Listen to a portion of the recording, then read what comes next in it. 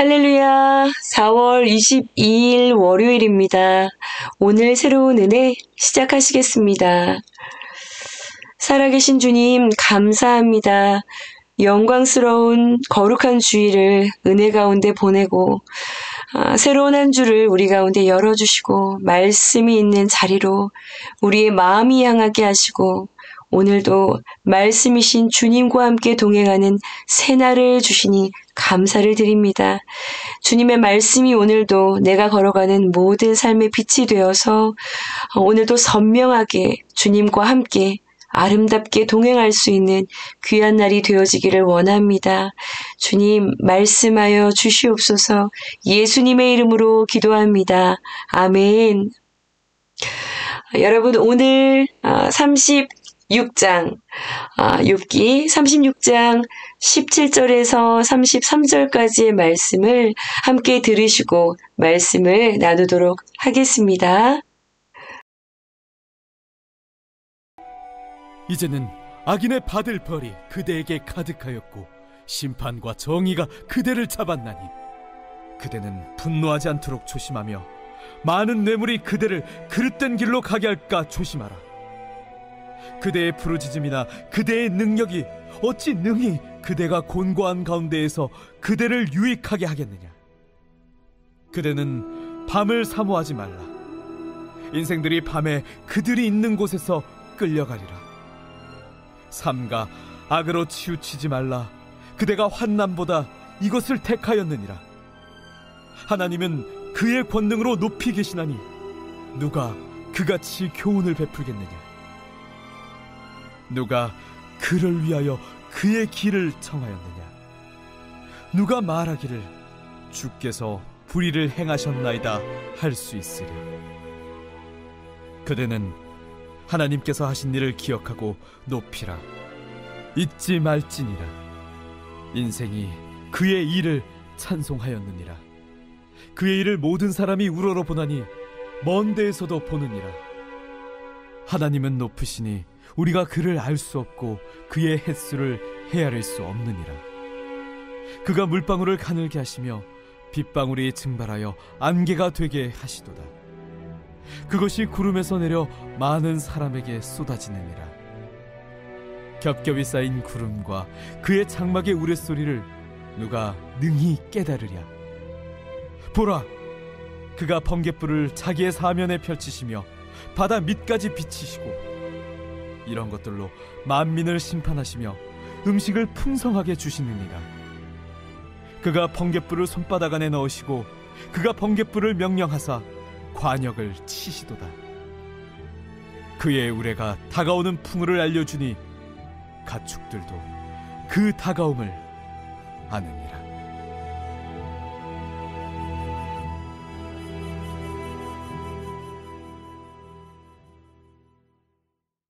네, 여러분 자업자득이라는 고사성어를 들어보셨지요? 우리가 흔히 쉽게 사용하기도 하는 이 자업자득이라는 말은요, 자기가 저지른 그 일의 결과를요, 자기 스스로가 돌려받는다는 뜻을 가지고 있습니다. 원래 이 자업자득이라는 말은요, 불교에서 온 말입니다. 불교에서 쓰는 원래 뜻대로 해석을 하면 자신이 지은 업의 과보를요, 자신이 받는다라는 그런 의미를 가지고 있어요. 이 업보라는 말은요, 인도의 힌두교와 불교에서 온 개념인데요. 불교에서는 이 세계를 3생이 있다라고 가르칩니다. 전생, 그리고 현생, 그리고 후생, 이 3생이요, 톱니바퀴처럼 업보로 연결이 되어 있다라고 믿고 있죠. 그래서 자신이 행한 그 행위에 따라서 받게 되어지는 그 운명이 달라진다. 우리가 행한 그 모든 행위, 그것에 따라서 받게 되는 그 운명이 있다라고 믿고 있습니다.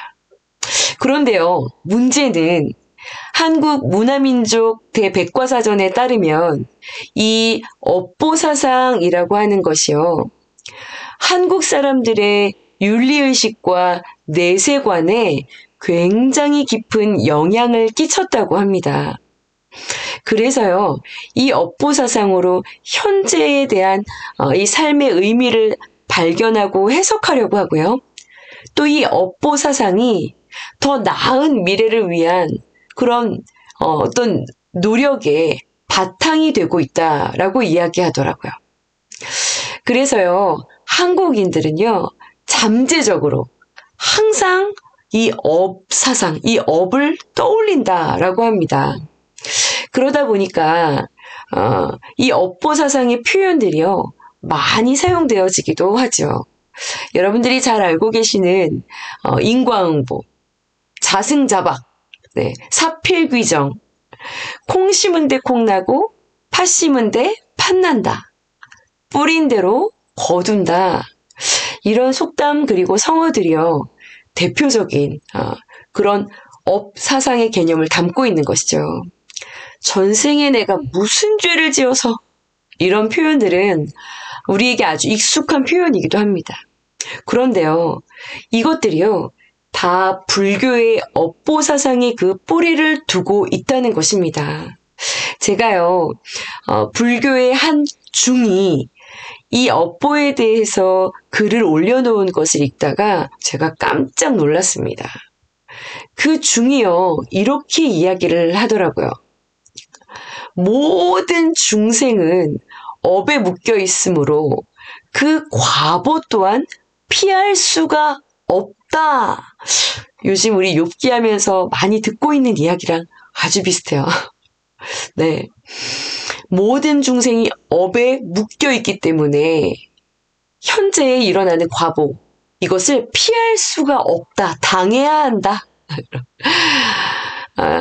그러면서 그 중이 이런 얘기를 해요. 최근 전두환 그 전 대통령의 친손자였던 그 전우원 씨, 그의 폭로와 그 기행을 보면 업보란 말이 떠오른다. 누구를 탓하겠는가? 아버지 전재용 씨는 손자가 할아버지의 업보를 떠안고 그 할아버지의 대가를 치르는 것 같아서 마음이 무겁고 안쓰럽다라고 말한다. 이건 인과응보의 법칙이 살아있다는 것을 실감하게 한다. 또한 성경에도 사람이 무엇으로 심든지 그대로 거두리라 라고 전해져 오고 있다. 여러분, 이것이요, 중이 자신들의 그 업보사상을 설명하면서 쓴 글이거든요. 그런데 근거구절로 성경을 가지고 와서 이 업보사상이 뒷받침을 하고 있는 것입니다. 이 성경의 가르침은요, 굉장히 언어적인 표현으로 보면 유사한 부분이 있기는 하지만은요, 여러분, 너무나 다른 분명한 차이점이 있다는 것을 여러분 기억하셔야 됩니다. 물론 이스라엘 백성들 중에서도요, 그들이 즐겨하던 속담 가운데 이런 비슷한 속담이 있었어요.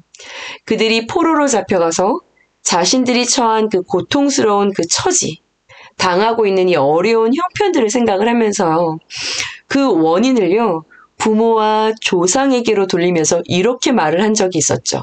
예, 아버지가 신 포도를 먹었으므로 아들인 우리의 이가 시리다. 예, 그들의 속담이었어요. 이게 무슨 말인가요?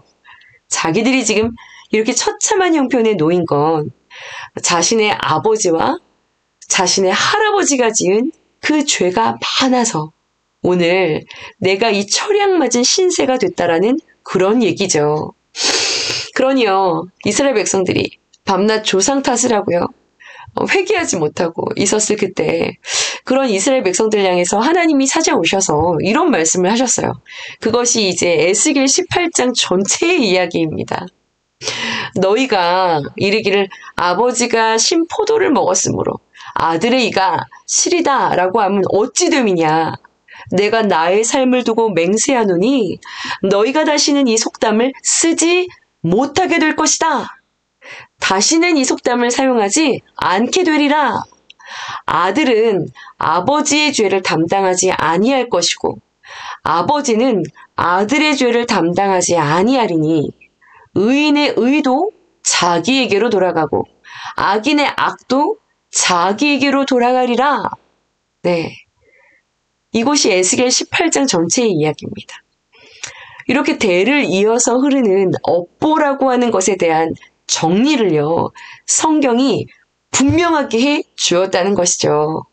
그런데요, 목사님, 그럼 부모주에서는 노인 것은 확실한 것 같은데, 의인의 의도 자기에게 돌아가고, 악인의 악도 자기에게 돌아간다라는 말은 결국 내가 한 그 업에 대해서 그 벌을 내가 받는 것이 아닌가. 자, 그런데요, 여러분. 이것은요, 불교의 그 업에 관한 원리와는 전혀 다르다는 것을 여러분 확실하게 이야기하실 수 있어야 합니다. 좋은 일을 하면 좋은 일로, 나쁜 일을 하면 그 나쁜 결과로 이 되돌아온다라는 것이요. 마치 갈라디아서 그 6장 7절에 사람이 무엇으로 심든지 그대로 거둔다라는 그런 말처럼 들려집니다. 그런데요, 성경은요, 중요한 차이점을 함께 이야기하고 있다는 것을 여러분 알고 계실 거라고 생각합니다.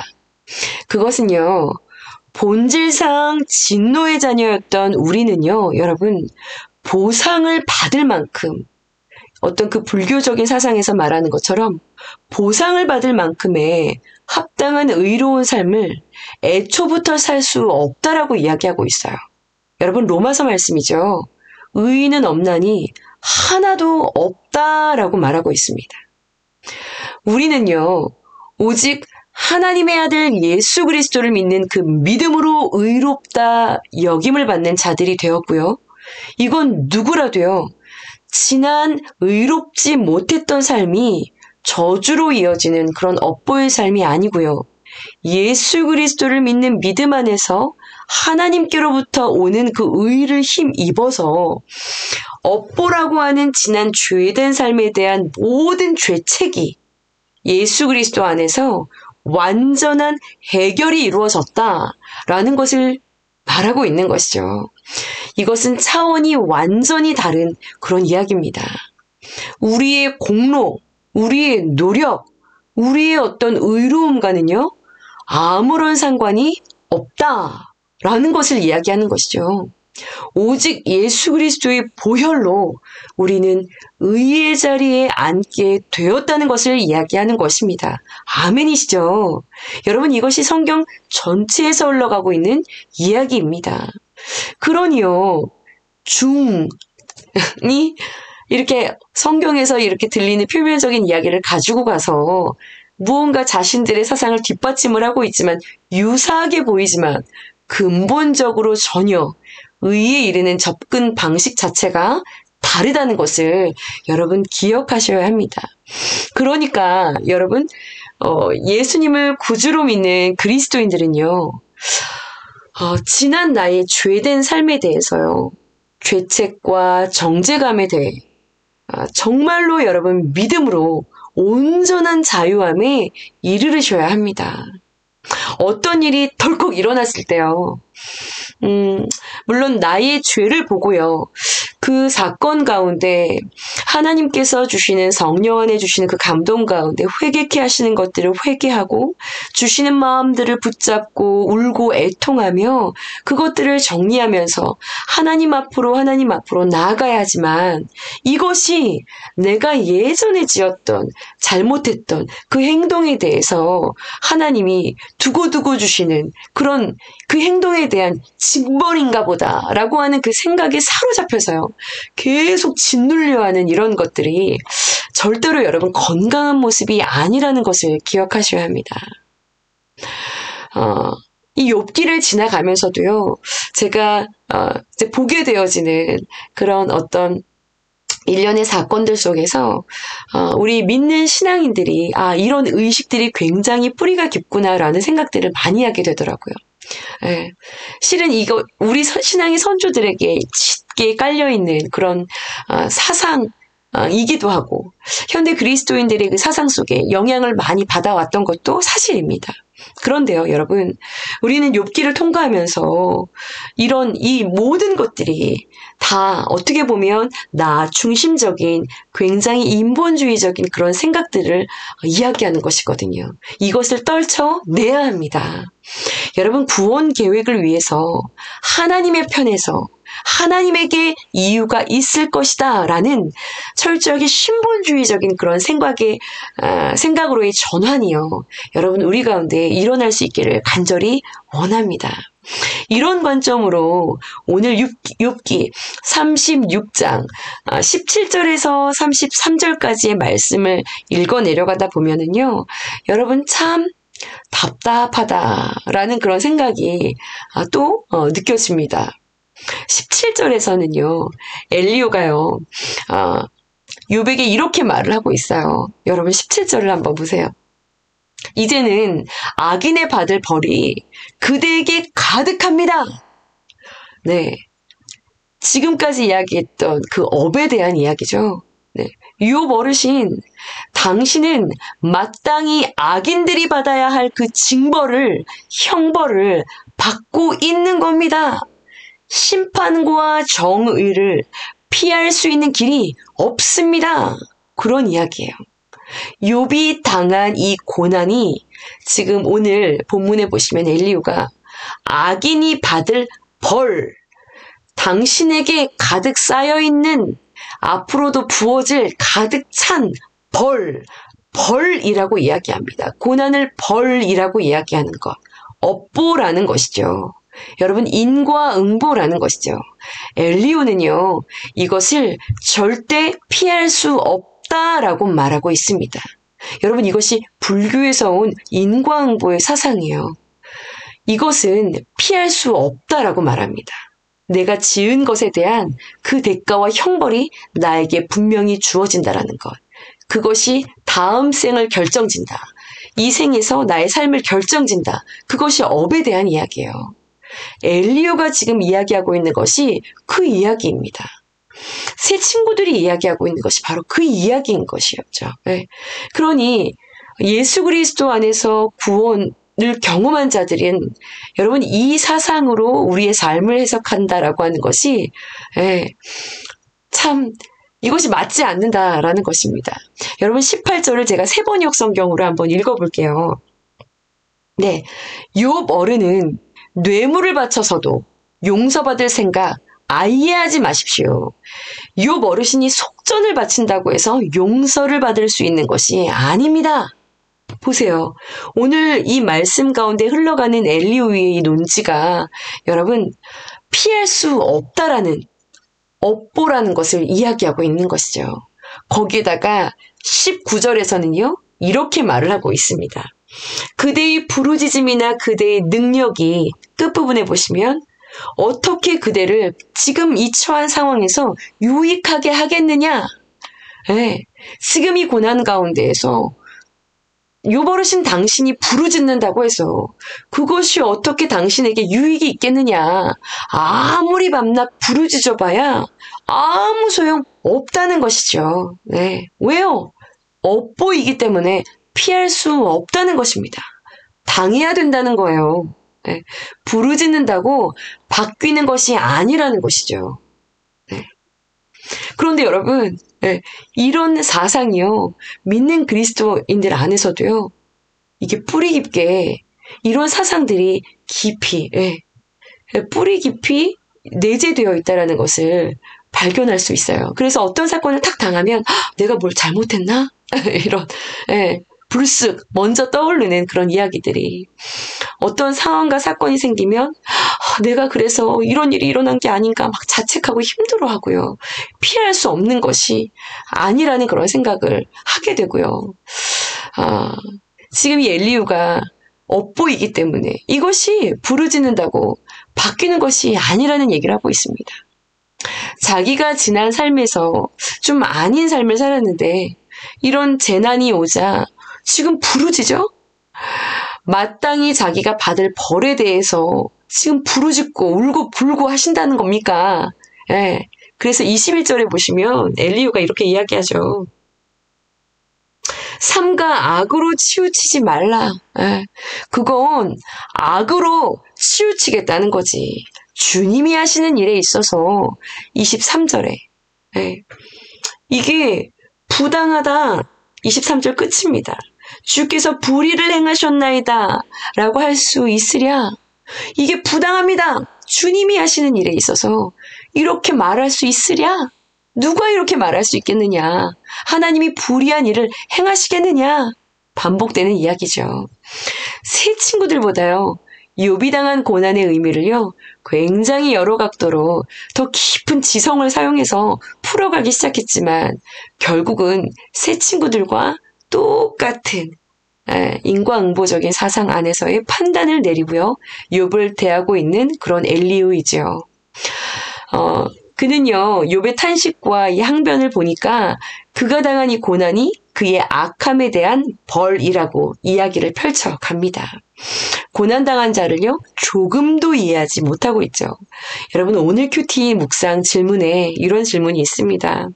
나는 고난당한 자들을 향해서 충고하는 자의 위치에 있습니까? 공감하는 사람이 되어주고 있습니까? 나는 고난 가운데 솔직하게 부르짖어 기도하는 자입니까?